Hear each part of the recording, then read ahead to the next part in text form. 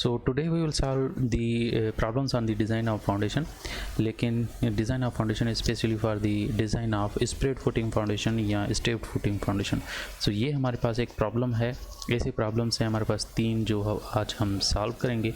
लेकिन सिंपली हम जो डिज़ाइन ऑफ फाउंडेशन पर्टिकुलरली पढ़ेंगे, प्रिसाइसली पढ़ेंगे, वो होगा दी स्प्रेड फुटिंग फाउंडेशन या स्प्रेड फुटिंग, स्टेप्ड फुटिंग या स्प्रेड फुटिंग फाउंडेशन. क्योंकि देखें ना, डिफरेंट टाइप्स ऑफ फाउंडेशन है हमारा. हमने पढ़े हैं इस पर्टिकुलर सब्जेक्ट में, कंस्ट्रक्शन इंजीनियरिंग में या बिल्डिंग कंस्ट्रक्शन टेक्निक में. जो शेलो फाउंडेशन के डिफरेंट टाइप्स हैं वो पढ़े हैं हमने. डीप फाउंडेशन या पाइल फाउंडेशन के डिफरेंट टाइप्स हैं वो पढ़े हैं हमने. और अगर उनके डिज़ाइन की तरफ आएंगे तो ऐसे समझो 45 नंबर ऑफ लेक्चर्स भी हमें कम पड़ेंगे.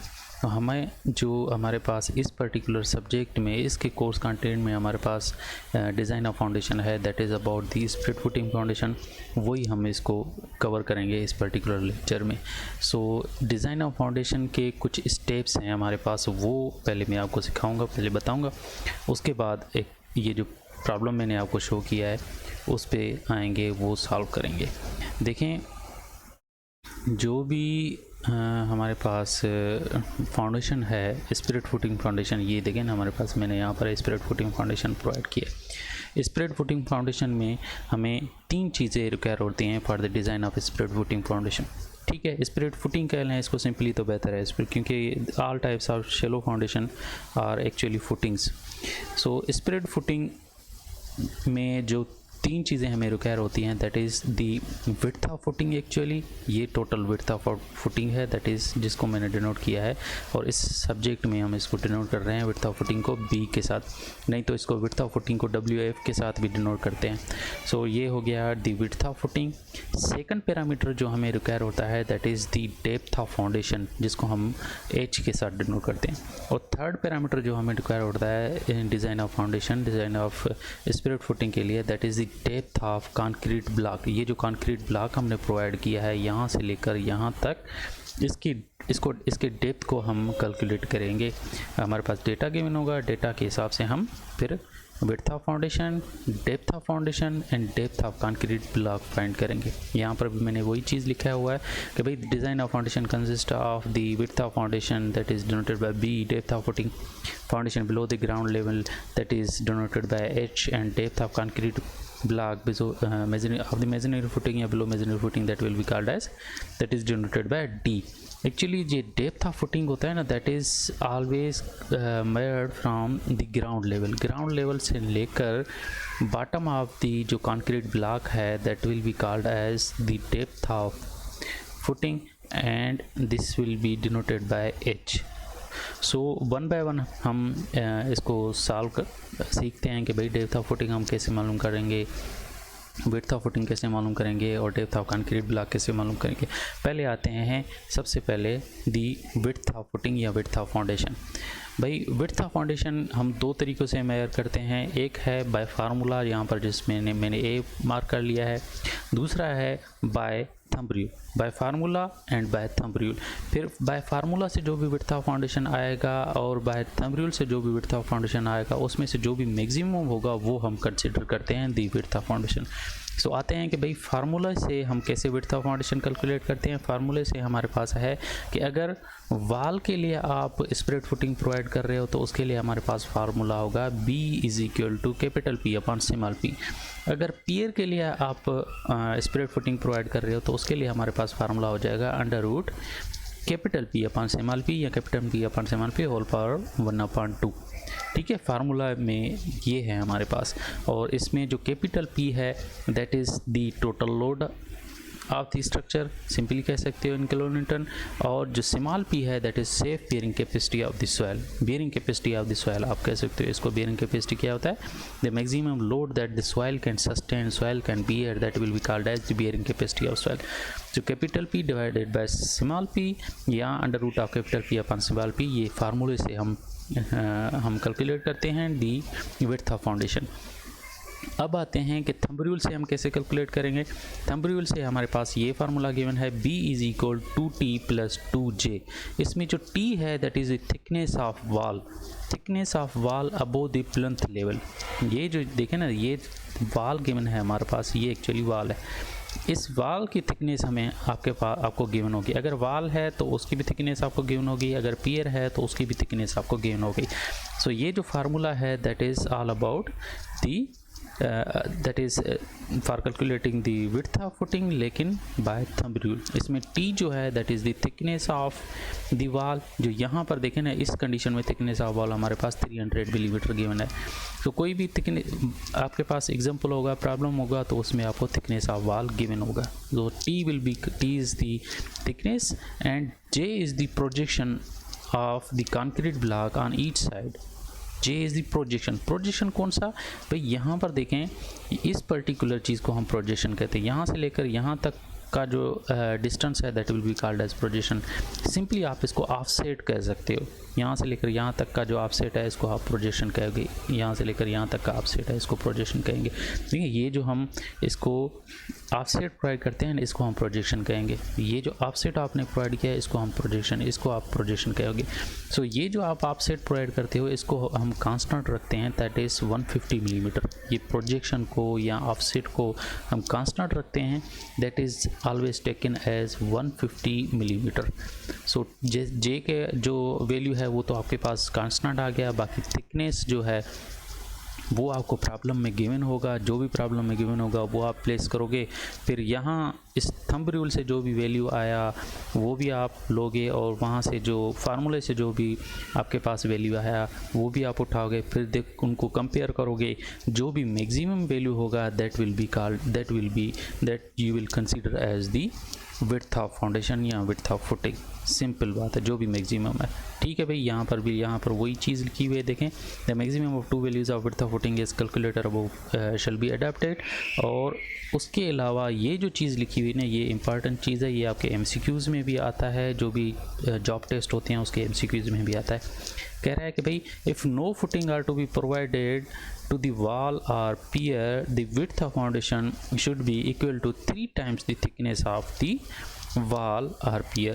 कह रहा है कि अगर आप उसमें कोई भी वाल है या पियर है उसमें आप स्प्रेड प्रोवाइड नहीं कर रहे हो, डायरेक्ट आप फुटिंग प्रोवाइड कर रहे हो, तो आप कैसे विड्थ ऑफ फाउंडेशन या विड्थ ऑफ फुटिंग फाइंड करोगे?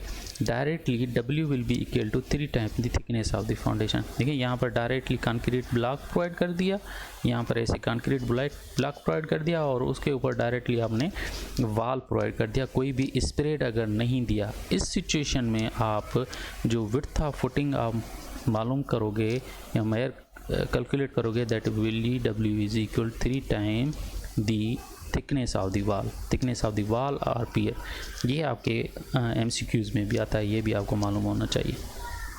ठीक है भाई, विड्थ ऑफ फाउंडेशन ऐसे फाइंड करते हैं। अब आते हैं depth of foundation. Depth of foundation को जिसको हम डिनोट करते हैं H के साथ, और इसके लिए हमारे पास रैंकिन्स फार्मूला है, that is P/W 1 - sin theta अपॉन 1 + sin थीटा होल स्क्वायर। ये हमारे पास रैंकिन्स फार्मूला है। इसमें जो स्मॉल p है, this is actually small p is the bearing capacity of soil, W is the unit weight of soil या specific weight of soil या डेंसिटी ऑफ सॉइल इसको कह सकते हो। डेंसिटी ऑफ सॉइल आपके जो ये पर्टिकुलर सब्जेक्ट है, इसमें आप स्पेसिफिक वेट ऑफ सॉइल को, यूनिट वेट ऑफ सॉइल को या डेंसिटी ऑफ सॉइल को एक ही कंसीडर करो। लेकिन आगे चलकर जब आप दूसरा सब्जेक्ट पढ़ोगे सॉइल मैकेनिक्स का सब्जेक्ट पढ़ोगे, तो उसमें आपको बताया जाएगा कि भाई what is difference between unit weight of soil and density of soil. लेकिन इस सब्जेक्ट में सिंपली आप ये कंसिडर करोगे दोनों सेम चीज़ें।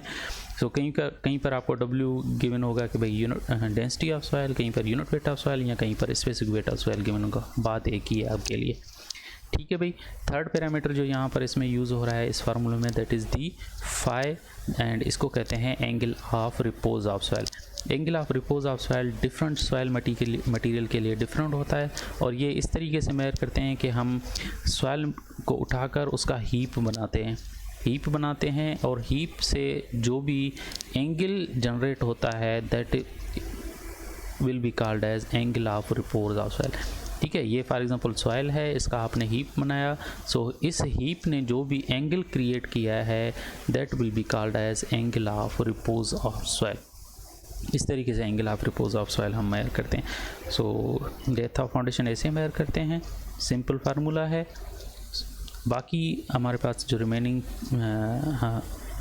टर्म बचा है, that is the depth of concrete block. और डेप्थ ऑफ कंक्रीट ब्लॉक हम कैसे मेजर करते हैं, हमारे पास ये फार्मूला है, D is equal √3PJ² m। अच्छा, यहाँ पर एक और चीज़ है जो आपके MCQs में भी आता है डेप्थ ऑफ फाउंडेशन में, ये है कि भाई minimum depth of foundation is restricted to 900 millimetre. इसका मतलब कि भाई ये जो डेप्थ ऑफ फाउंडेशन का फार्मूला है, इसमें अगर आपका जो वैल्यू आता है वो 900 मिलीमीटर से कम आता है तो फिर वो वैल्यू, उस वैल्यू को आप डिस्कार्ड करोगे और डेप्थ ऑफ फुटिंग रखोगे 900 मिलीमीटर, क्योंकि minimum depth of foundation is restricted to the 900 millimetres actually.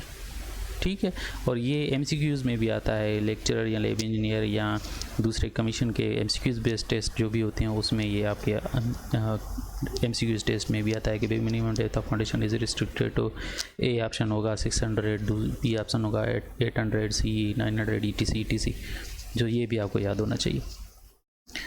ठीक है, इस पे आते हैं डेप्थ ऑफ कंक्रीट ब्लॉक पे। तो डेप्थ ऑफ कंक्रीट ब्लॉक के लिए सिंपल फार्मूला है 3PJ²/m। यहाँ पर जो P है that is small p, that is the safe bearing capacity of the soil, J is the projection of the concrete block which is generally taken as 150 millimetre, जो आपको मैंने पहले भी बताया है। लेकिन इसमें जो हम J की वैल्यू लिखेंगे वो हम मीटर्स में रखेंगे, मिलीमीटर्स में नहीं। यहाँ पर जो J है इसकी वैल्यू आप मिलीमीटर्स में नहीं मीटर्स में रखोगे। सो मीटर्स में इसकी वैल्यू कितनी हो जाएगी, 0.15। यहाँ पर भी देखें क्लियरली बोल रहा है कि where is J is the projection of concrete on each side in metres actually. So अगर मिलीमीटर में यहाँ पर वैल्यू पुट करोगे तो आपका आंसर गलत आ जाएगा। ये स्टूडेंट्स गलती भी करते हैं प्रॉब्लम सॉल्व करते वक्त कि यहाँ पर वैल्यू J का वैल्यू है वो 150 रख देते हैं और फिर उनका आंसर गलत आ जाता है। ठीक है भाई, उसके बाद है finally M is the modulus of rupture of concrete. देखें यहाँ पर जो कंक्रीट ब्लॉक है आप कंस्ट्रक्ट करते हो, इसमें जो भी कंक्रीट का रेशो रखते हो उसका मॉड्यूलस ऑफ रप्चर आप रखोगे। मॉड्यूलस ऑफ रप्चर यहाँ पर फार्मूला में रखोगे। फॉर एग्जांपल अगर आप सीमेंट कंक्रीट आप 1:4 रेशो यूज़ कर रहे हो तो उसका मॉड्यूलस ऑफ रप्चर आप 5:7 रखोगे। ये आपके पास टेबल गिवन होगा पेपर में, या टेबल गिवन होगा या डायरेक्ट मॉड्यूलस ऑफ रप्चर आपको गिवन होगा या कंक्रीट का रेशो गिवन होगा, उसके हिसाब से आपने मॉड्यूलस ऑफ रप्चर प्लेस करना है। पर जनरली इजीनेस के लिए हम डायरेक्टली मॉड्यूलस ऑफ रप्चर का वैल्यू दे देते हैं। ठीक है भाई, यहाँ पर फॉर एग्जांपल 136 अगर मॉड्यूलस रेशो ऑफ कंक्रीट आप यूज़ कर रहे हो तो उसका मॉड्यूलस ऑफ रप्चर आप 352 रखोगे। ETC ये सिंपली मॉड्यूलस ऑफ रप्चर इस टेबल से हम मेजर करते हैं। तो ये आपके पास फार्मूला है 3PJ²/m। अच्छा, depth of foundation, depth of concrete block के लिए भी हम थंब रूल यूज़ करते हैं, लेकिन थंब रूल सिर्फ और सिर्फ दो चीज़ों के लिए यूज़ करेंगे। अगर आप लीन मिक्स कंक्रीट प्रोवाइड कर रहे हो या अगर आप लाइन कंक्रीट प्रोवाइड कर रहे हो। बाकी जो भी रेशो आप कंक्रीट प्रोवाइड करोगे उसके लिए थंब रूल नहीं यूज़ करोगे, उसके लिए डायरेक्टली आप depth of concrete block use करोगे, ये फार्मूला यूज़ करोगे। बाकी अगर लीन मिक्स कंक्रीट यूज़ कर रहे हो या लाइम कंक्रीट यूज़ कर रहे हो तो फिर आप ये जो आपके पास थंब रूल है वो आप यूज़ करोगे। लीन मिक्स कंक्रीट आप अगर कंक्रीट ब्लॉक में यूज़ कर रहे हो तो फिर थंब रूल है आपके पास D = J, और अगर लाइम कंक्रीट प्रोवाइड कर रहे हो तो उसके लिए आपके पास ये है थंब रूल है D = 1.5 of J। So same तरीके से अगर आप थंब रूल भी यूज़ करो और फार्मूला भी यूज़ करो इन दोनों कंडीशन में, तो जो भी वैल्यू मैक्सिमम होगा that will be taken as the depth of concrete block. इस फार्मूले से जो भी वैल्यू आया और इनमें से जो भी कंडीशन को सेटिस्फाई कर रहा है उसका जो भी वैल्यू आया, तो हम उनमें से जो भी मैक्सिमम होगा that will be taken as that will be considered as the depth of the concrete block। यहाँ पर मैंने यहाँ पर लिख दिया ना, greater of the two values calculated above should be adopted। ठीक है भाई, अब आते हैं प्रॉब्लम की तरफ। ये आपने प्रोसीजर समझ लिया तो बाकी जो चीज़ें हैं वो सिंपल हो जाएंगी आपके लिए। प्रॉब्लम में कह रहा है कि भाई 400 मिलीमीटर थिक ब्रिक वॉल है, हमारे पास एक वॉल है जो 400 मिलीमीटर का है, उसकी जो थिकनेस है दैट इज़ 400 मिलीमीटर और that carries a load of 300 kilometre per running metre. पर बोल रहा है that will carry a total load of 300 kilometre per running metre at ground level. Ground level तक जो टोटल लोड कैरी कर रहा है वो that is 300 kilometre ground level तक, नीचे तक नहीं, सॉइल तक, मटेरियल तक नहीं, 300 किलोमीटर ग्राउंड लेवल तक मेयर कर रहा है। लेकिन ना उसके नीचे तो आप फाउंडेशन प्रोवाइड करोगे ना, ऐसे आप फाउंडेशन प्रोवाइड करोगे, डेप्थ ऑफ कंक्रीट ब्लॉक दोगे, ईटीसी ऐसे पहले स्प्रेड प्रोवाइड करोगे, उसके बाद depth of concrete block provide करोगे, ईटीसी और total load of structure foundation पे ट्रांसफ़र होता है और फाउंडेशन से फिर ट्रांसफ़र होके अंडरलैंड सॉइल पर जाता है। कंक्रीट ब्लॉक जो लास्ट प्रोवाइड करते हो और उससे नीचे फिर सॉइल पे वो लोड ट्रांसफ़र कर देता है। मेरे लेक्चर्स अगर आपने सुने होंगे तो उसमें मैंने क्लियरली आपको बताया कि लोड ट्रांसफ़र मैकेनिज़्म कैसे होता है, लोड कैसे ट्रांसफ़र होता है। सो यहाँ पर कह रहा है कि भाई 300 किलोन्यूटन, थिकनेस ऑफ वाल 400 है, 300 किलोमीटर ग्राउंड लेवल पे आ रहा है, पहले ये चीज़। उसके बाद बोल रहा है the angle of repose of soil is 33 degrees and 41 minute. Okay है भाई। And the wait of soil means specific weight of soil या यूनिट वेट ऑफ सॉइल कह लें, 16 किलोमीटर पर क्यूबिक मीटर है। और उसके बाद बोल रहा है कि भाई safe load on the soil can be taken as, safe load on the soil means the bearing capacity of soil, क्योंकि बेयरिंग कैपेसिटी की डेफिनेशन क्या है, द मैक्सिमम सेफ लोड या safe load that the soil can bear that will be called as bearing capacity of soil. So bearing capacity आपको यहाँ पर given है, bearing capacity को स्मॉल पी से डिनोट करते हैं इस पर्टिकुलर सब्जेक्ट में, ठीक है। उसके बाद कह रहा है कि भाई design the foundation which you will consider the suitable. हमारे पास एग्जाम्पल में कह रहा है कि भाई 400 मिलीमीटर थिक ब्रिक वाल है हमारे पास, 400 मिलीमीटर, वो ब्रिक वाल जो है वो लोड ट्रांसफ़र कर रहा है ग्राउंड लेवल पे 300 किलो न्यूटन का। 400 मिलीमीटर ब्रिक वाला है, वो 300 किलो न्यूटन का लोड ट्रांसफ़र कर रहा है आपके ग्राउंड लेवल पे। और बाकी जो बेयरिंग कैपेसिटी ऑफ सॉइल है वो ये है, angle of repose of soil ये है, ईटीसी। अब आप डिज़ाइन ऑफ फाउंडेशन कैलकुलेट करें। डिज़ाइन ऑफ फाउंडेशन आप कैसे करोगे कि भाई विड्थ ऑफ फाउंडेशन आप मालूम करोगे, डेप्थ ऑफ द फाउंडेशन आप मालूम करोगे या depth of footing, and the depth of concrete block आप मालूम करोगे। ये 3 चीज़ें सिर्फ हमें मालूम करनी है डिज़ाइन ऑफ फाउंडेशन के लिए। तो स्टेप बाय स्टेप इसको मालूम करते हैं। भाई फर्स्ट स्टेप में the width of foundation. Width of foundation के लिए हमें फार्मूला है B is equal to P upon small p, क्योंकि यहाँ पर ब्रिक वाल की बात कर रहा है। अगर पियर की बात करता तो हम दूसरा फार्मूला यूज़ करते, लेकिन वाल के लिए हमारे पास फार्मूला है B is equal to capital P upon small p। यहाँ पर कैपिटल P है total load of the structure and small p है the bearing capacity of soil. So यहाँ पर बोल रहा है कि P is the total load और उसके बाद 300 प्लस 10 कर रहा है। यहाँ पर P is equal to 300 plus 10। 300 तो हमारे पास ऑलरेडी गिवन है, लेकिन इसमें प्लस 10 कर रहा है। वो प्लस 10 क्यों कर रहा है कि भाई जो टोटल लोड ऑफ स्ट्रक्चर है वो अंडरलाइन सॉइल पे जाना है, और हमारे पास ग्राउंड लेवल तक जो total load of structure given है या टोटल लोड ऑफ दीवार गिवन है वो 300 किलो न्यूटन गिवन है। बाकी जो ये पूरा स्ट्रक्चर है, फुटिंग का जो भी स्ट्रक्चर है, इसका तो कुछ ना कुछ लोड होगा ना, इसका लोड भी तो सॉइल पे ट्रांसफ़र हो रहा है ना। तो इसलिए हम 10 किलो न्यूटन इसका हम वेट ले रहे हैं, इसका लोड ले रहे हैं, किसका, कंक्रीट फुटिंग का लोड ले रहे हैं। कंक्रीट फुटिंग का लोड हम 300 किलो न्यूटन में ऐड करके फिर हम इसको total load of structure mayor कर रहे हैं, या total load of the structure which is coming on the soil हम मेयर कर रहे हैं। सिंपल बात यह है कि 300 किलो न्यूटन ग्राउंड लेवल पे ट्रांसफ़र हो रहा है, लेकिन हमें चाहिए total load of structure which is transferring on the soil. तो उसके लिए हम 10 किलो न्यूटन हम ऐड करेंगे, और वो 10 किलो न्यूटन हम किस लिए ऐड कर रहे हैं कि भाई ये जो कंक्रीट फुटिंग है इसका जो टोटल लोड है वो 10 किलो न्यूटन हम अज्यूम कर रहे हैं। यहाँ पर इसने बोला भी है कि 10 kilonewton as weight of footing and concrete block.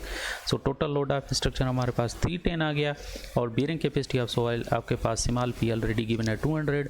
तो अगर हम इसको फार्मूले में पुट करेंगे कैपिटल P अपन स्मॉल p, तो हमारे पास वैल्यू आ जाएगा 1.55 मीटर्स। सी हमने फार्मूले से कैलकुलेट कर लिया। अब हम थंब रूल भी यूज़ करेंगे। थंब रूल में हमारे पास है B is equal to T plus 2J। T हमारे पास है थिकनेस ऑफ दी वाल, वो हमारे पास ऑलरेडी गिवन है 400 मिलीमीटर, वो हम पुट करेंगे। और J दी प्रोजेक्शन वो हम कांस्टेंट लेते हैं 150 मिलीमीटर, ये हम जैसे ही पुट करेंगे तो हमारे पास वैल्यू आ जाएगा दी 1100 मिलीमीटर, या इसको हम 1.10 मीटर में कन्वर्ट करेंगे तो 1.10 मीटर हो जाएगा। सो मैंने क्या कहा था, फार्मूले से जो भी विड्थ ऑफ फाउंडेशन आए और जो थंब रूल से विड्थ ऑफ फाउंडेशन आए उसमें से जो भी मैक्सिमम होगा वो हम कंसिडर करेंगे। सो फार्मूले से हमें जो विड्थ ऑफ फाउंडेशन आया था वो दैट वाज 1.55 और जो हमारे पास इससे थंब रूल से आया है that is 1.10। So 1.55 is greater, we will take this as a width of footing. यहाँ पर भी इसने सेम चीज़ बोली है और 1.55 को अगर हम राउंड ऑफ करेंगे दैट विल बी 1.6 मीटर्स। सो हमने विड्थ ऑफ फाउंडेशन कैलकुलेट कर लिया, मेजर कर लिया। अब हम सेकंड स्टेप में मेजर करेंगे depth of the foundation. Depth of foundation के लिए हमारे पास रैंकिन्स फार्मूला था, ऑल वैल्यूज़ आर गिवन। हमारे पास the bearing capacity of soil is given, the unit weight of soil is given, angle of repose of soil is given. सारी चीज़ों को आप सिंपली फार्मूला में पुट करोगे आप और आपके पास वैल्यू आ जाएगा 1.026 और इसको अगर हम राउंड ऑफ करेंगे that will be 1.1 metre. So depth of footing आपके पास आ गया 1.1 मीटर। बाकी बचा क्या, the depth of concrete block. So depth of concrete block के लिए हमारे पास फार्मूला क्या था, डेप्थ ऑफ कंक्रीट ब्लॉक को भी हम दो चीज़ों से तरीक़ों से हम मेजर करते हैं, एक है the formula and second is the by thumb rule. लेकिन थंब रूल हम तब अप्लाई करेंगे अगर आप लाइम कंक्रीट यूज़ कर रहे हो या आप लीन मिक्स कंक्रीट यूज़ कर रहे हो। सो डेप्थ ऑफ कंक्रीट ब्लॉक के लिए हमारे पास ये फार्मूला है 3pJ²/m और P is the bearing capacity वो ऑलरेडी आपको गिवन है, J इज़ दी प्रोजेक्शन वो आपने 1.5 मीटर्स 0.15 मीटर रखना है और M is the modulus of rupture of concrete. अब देखें प्रॉब्लम में ना आपको जो है ना रेशो गिवन है ना modulus of rupture of concrete given है। ये देखें आप एग्जांपल जो भी है इसमें आपको ना तो उन्होंने बताया कि भाई मॉड्यूलस ऑफ रप्चर कितना है, ना ये बताया है कि रेशो ऑफ कंक्रीट आप कौन सा यूज़ करोगे। तो इसलिए हम यहाँ पर सिंपली अज्यूम कर देंगे। अज्यूम आप 1:3:6 रेशो हमने अज्यूम किया है, आप 1:4 रेशो भी अज्यूम कर सकते हो। ETC कोई भी आप रेशो यूज़ करके उसका आप M वैल्यू उस टेबल से आप पता करोगे कि what is the M value for that. देखिए 1:3:6 रेशो है तो 1:3:6 रेशो के लिए हमारे पास M वैल्यू कितना है, यहाँ पर देखें 1:3:6 रेशो के लिए हमारे पास 352 M वैल्यू है। तो वही यहाँ पर इन्होंने प्लेस किया है 352, देखें 352 और इन सारे वैल्यूज़ को इन्होंने प्लेस किया है डेप्थ ऑफ कंक्रीट ब्लॉक के फार्मूले में। ये फार्मूला है इसमें यहाँ पर प्लेस कर दिया है और हमारे पास जो वैल्यू आया है दैट इज़ दी 0.1958 और इसको अगर हम राउंड ऑफ करेंगे दैट विल बी 200 मिलीमीटर्स या 0.2 मीटर्स एक्चुअली। सो थंब रूल यहाँ पर ये यूज़ कर रहा है लेकिन थंब रूल इसको नहीं यूज़ करना चाहिए क्योंकि हम लीन मिक्स यूज़ नहीं कर रहे हैं। अगर 1:3:6 रेशो को आप लीन मिक्स कंक्रीट कंसिडर कर रहे हो तो आप ये थंब रूल भले यूज़ कर लें, ठीक है। फिर भी यहाँ पर देखें ना मैक्सिमम वैल्यू 200 मिलीमीटर आता है और वही हम यूज़ करेंगे as the depth of concrete block और डेप्थ ऑफ कंक्रीट ब्लॉक हमारे पास आया है 200 मिलीमीटर। सो विड्थ ऑफ जो फुटिंग है वो भी हमने मेजर कर लिया और डेप्थ ऑफ फाउंडेशन है वो भी हमने मेजर कर लिया और जो डेप्थ ऑफ कंक्रीट ब्लॉक है वो भी हमने मेजर कर लिया और सारे हमारे पास वैल्यू आ गए दीज। सो हमने डिज़ाइन ऑफ फाउंडेशन को डिज़ाइन कर लिया है। तो ये सारे वैल्यूज़ हम पुट करेंगे या प्लेस करेंगे आपका जो भी ये स्ट्रक्चर है स्केच बना के, उसके बाद आप सिंपली यहाँ पर वैल्यूज़ पुट कर दो, B का वैल्यू, H का वैल्यू एंड D का वैल्यू पुट करके ये आपका प्रॉब्लम सॉल्व हो गया, ठीक है। उसके बाद सेकंड प्रॉब्लम पे आते हैं। Second problem same as it is है आपका फर्स्ट प्रॉब्लम की तरह, सेम, कोई भी चेंजिंग नहीं है। सिर्फ और सिर्फ क्या है कि भाई यहाँ पर जो वैल्यूज़ हैं वो चेंज है, बाकी कोई भी चेंजिंग नहीं है, सेम प्रोसीजर आप यूज़ करोगे। सो इसको आप खुद ही देख लेना। लेकिन यहाँ पर सिर्फ एक्स्ट्रा चीज़ कह रहा है कि भाई स्केच दी फाउंडेशन, आपको सिर्फ और सिर्फ उसका स्केच बनाया है। जो भी वैल्यूज़ आते हैं, B के वैल्यू जो भी आए, विड्थ ऑफ फाउंडेशन की वैल्यू जो भी आए, या डेप्थ ऑफ फाउंडेशन की वैल्यू जो भी आए, डेप्थ ऑफ कंक्रीट ब्लॉक की वैल्यू जो भी आए, उनका सिंपली आपको स्केच बनाना है और वहाँ पर वैल्यू पुट करना है। ये एक्स्ट्रा चीज़ है और कोई भी चीज़ नहीं है। लेकिन यही चीज़ आपने प्रीवियस प्रॉब्लम में भी करनी है एक्स्ट्रा, बात एक ही है, 2.1 and example 2.1 are same, only the values are change. So आप इसको खुद ही सॉल्व कर लेना। देखिए यहाँ पर इसने स्केच भी बना लिया है और इसके लिए इसका जो वैल्यू आया है, विड्थ ऑफ फाउंडेशन का 1.3 आया है, डेप्थ ऑफ फाउंडेशन का 1.35 आया है और डेप्थ ऑफ कंक्रीट ब्लॉक का 250 मिलीमीटर है। और यहाँ पर इन्होंने 100 वैल्यूज़ पुट कर दिए हैं सिंपली। ये 1.35 हो गया और डेप्थ ऑफ कंक्रीट ब्लॉक यहाँ पर पुट कर दिया है 235 सिंपली। और कुछ भी नहीं करना आपको, ये एक्स्ट्रा चीज़ आपको करनी है। 2.1 और 2.2 में और कोई भी डिफरेंस नहीं है। ठीक है भाई, टाइम शॉर्ट है इसलिए डायरेक्टली 2.3 पे चलते हैं। 2.3 हमारे पास प्रॉब्लम है, इसमें गिवन है कि भाई design and sketch the following rolled steel extension and with a steel base plate of this much diameter। ये हमारे पास rolled steel extension है जिसका हमारे पास बेस प्लेट का के लिए हमारे पास जो डायमेंशन गिवन है वो इसमें प्रॉब्लम में गिवन है, that is 600 millimetre 600 millimetre by 50 millimetre fixed by anchor bolts. Anchor bolts जो होते हैं वो यहाँ पर प्लेस किए जाते हैं, यहाँ पर ऐसे एंकर बोल्ट्स होते हैं। ठीक है, इस साइड पे ऐसे एंकर बोल्ट्स होते हैं।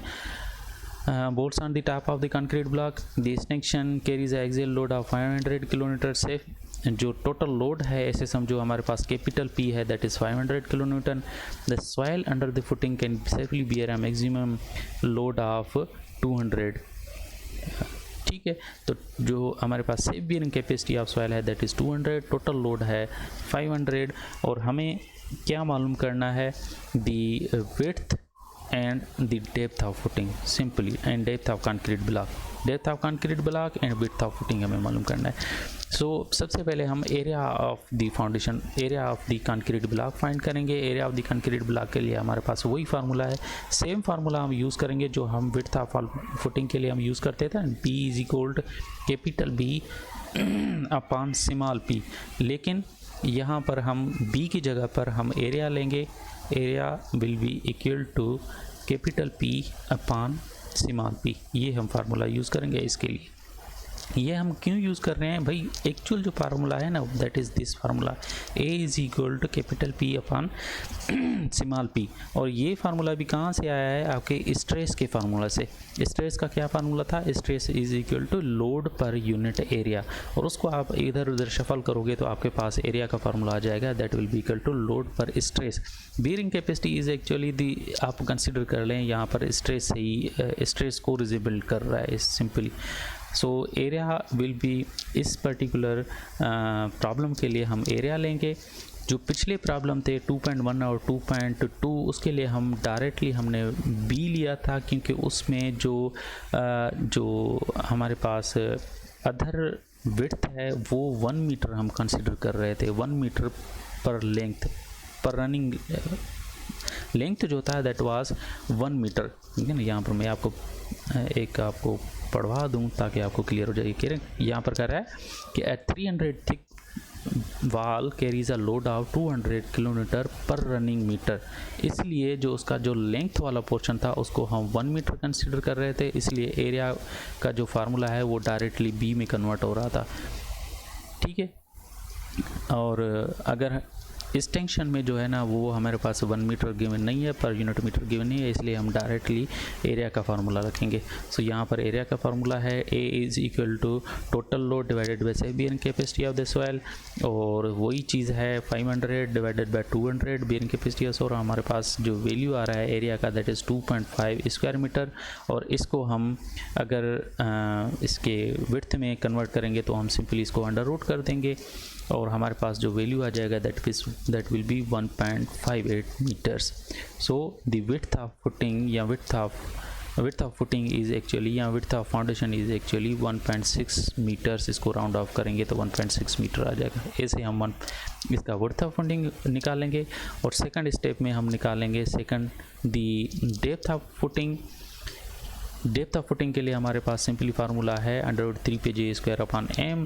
P हमारे पास 200 किलोमीटर गिवन है और J हमारे पास projection of the concrete block. Actually हमारे पास हम देखें ना, प्रोजेक्शन ऑफ कंक्रीट ब्लॉक हम एक्चुअली हम लेते हैं दी 150 मिलीमीटर, लेकिन इस टेंशन में हम क्या करते हैं, जो प्रोजेक्शन ऑफ कंक्रीट ब्लॉक है वो हम मेयर करते हैं। कैसे मेयर करते हैं, देखिए यहाँ से ऐसे मेयर करते हैं, ये हो जाएगा टोटल आपका projection of concrete block angular way में हो जाएगा आपका ये।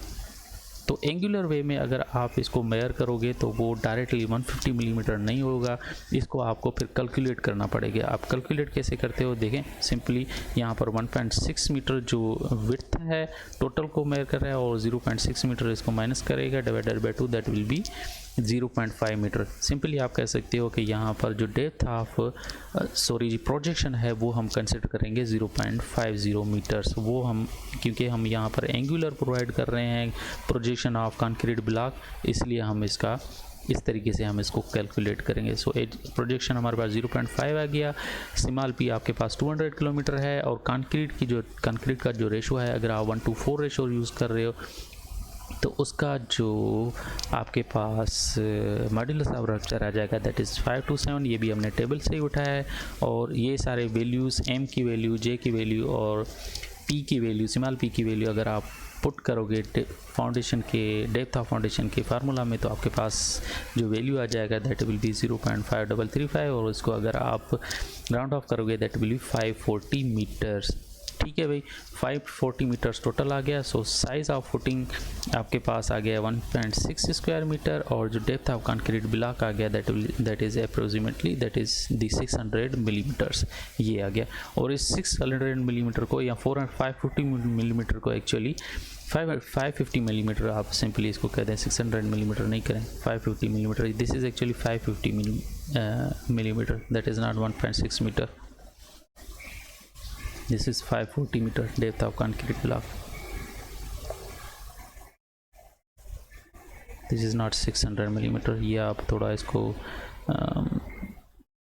देख लें, 540 मिलीमीटर है। 540 मिलीमीटर को इन्होंने 3 स्टेप्स में यहाँ पर प्रोवाइड किया है। बाकी टोटल डेप्थ ऑफ फाउंडेशन ये जो है दैट इज़ 540 और जो विड्थ ऑफ फाउंडेशन है दैट इज़ दी 150 मिलीमीटर और डेप्थ ऑफ कंक्रीट ब्लॉक इन्होंने 3 हिस्सों में डिवाइड कर दिया है सिंपली इसमें 3 स्प्रेड्स में, क्योंकि जो रोल्ड स्टील एक्सटेंशन है उसमें डायरेक्टली आप जो फुटिंग प्रोवाइड करोगे वो कंक्रीट फुटिंग प्रोवाइड करोगे, इमेजिनरी फुटिंग नहीं प्रोवाइड करोगे। So that was the problems example 2.3 और एग्जांपल 2.3 को अच्छे तरीके से देख लेना, ये आपके एग्ज़ाम्स के हिसाब से थोड़ा जो इम्पोर्टेंट प्रॉब्लम है।